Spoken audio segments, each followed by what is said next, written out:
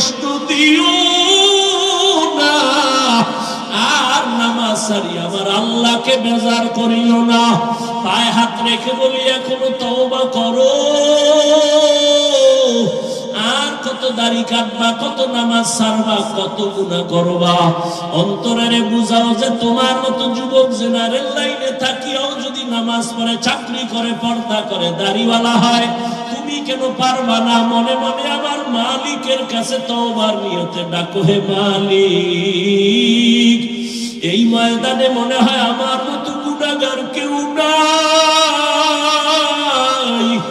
ও গুনার কারণে আমার হাত না পাক, আমার চোখ না পাক, আমার জিহ্বা না পাক, আমার অন্তর না পাক। গুনাহ নিয়ে কবরে যেতে চাই না, কারণ এই গুনাহগার কবরে গুনাহ নিয়ে গেলে জাহান্নামের আগুন।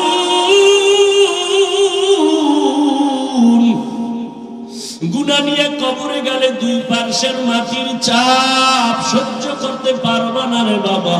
দুনিয়াতে সূর্যের গরম সহ্য করতে পারি না, মশার কামড় সহ্য করতে পারি না, একটা বেতের বাড়ি সইতে পারি না।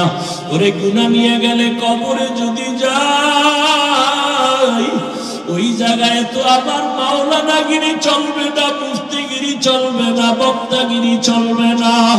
ওই জায়গায় গিয়া যদি তিনটা প্রশ্নের জবাব দিতে না পারি, আমার আল্লাহ রাগ হইয়া আওয়াজ দিবেন, ও ফেরেশতারা জাহান্নামের আগুন দিয়ে কবরটা ভরিয়া দাও।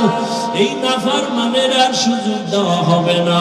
আল্লাহ বলবেন, কবরের মাটি দুই দিক দিয়া জোরে জোরে চাপ দাও। এমন জোরে চাপ দিবে পাঁজরের হাড় চুরমার হয়ে যাবে। ও আল্লাহর বান্দারা, কয়েকদিন আর দুনিয়া, চোখের সামনে কত লাশ আর লাশ। এখনো সময় আছে, তওবা করে নাও। আল্লাহর কাছে চোখের পানি ছেড়ে বলো, হে মালিক, আমি দুনিয়ার যে কোনো কাজই করি, আর গুনাহ করব না, নামাজ ছাড়বো না, আর দাড়ি কাটবো না, বেপরদায় চলবো না, মা বাবার সাথে বেয়াদবি করবো না, শিক্ষকের দোয়া নিয়ে, ওলামায়ে কেরামের